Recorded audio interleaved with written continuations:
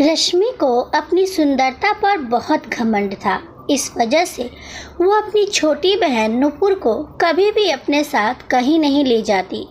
रश्मि और नुपुर में 2 साल का अंतर था। जहाँ रश्मि बला की खूबसूरत थी, वहीं नुपुर दिखने में साधारण। जब भी दोनों बहनें साथ कहीं जाती तो रश्मि को तारीफ मिलती और नुपुर को ताने कि ये तो इस घर की लगती ही नहीं है। नुपुर फिर भी अपनी बहन को बहुत प्यार करती, पर रश्मि को अपने घमंड में उसका प्यार कभी नहीं दिखता। नुपुर पढ़ाई के साथ घर के काम में भी माँ का हाथ बटा देती। धीरे धीरे नुपुर हर काम में होशियार हो गई और संस्कारी तो बचपन से ही थी। माँ रश्मि को कई बार समझाती, बेटा इतना घमंड अच्छा नहीं है, खूबसूरती के साथ संस्कार भी जरूरी है।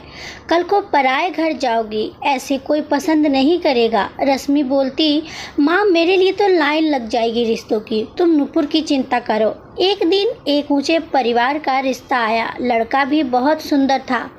रश्मि के पाँव तो जमीन पर नहीं पड़ रहे थे। लड़के वाले आए। नुपुर ने बहुत तैयारी करी और सबको सर्व भी कर रही थी। सब उसके संस्कार देख बहुत प्रभावित थे। गलती से नुपुर के हाथ से चटनी रश्मि के ऊपर गिर गई। रश्मि गुस्से में भूल गई कि सब यहीं पे बैठे हैं। अपनी आदत के अनुसार नुपुर को जलील करने लगी। ये सब देख लड़के वालों ने अपना इरादा बदल नुपुर का हाथ मांग लिया। लड़के को भी नुपुर पसंद थी। रश्मि की माँ बोली, पर रिश्ता तो रश्मि के लिए आया था।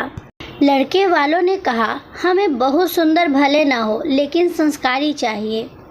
माँ इतना अच्छा रिश्ता हाथ से नहीं जाने देना चाहती थी, तो उन्होंने हाँ कर दी। रश्मि का घमंड टूट चुका था। उसे समझ आ गया, खूबसूरती ही सब कुछ नहीं होती।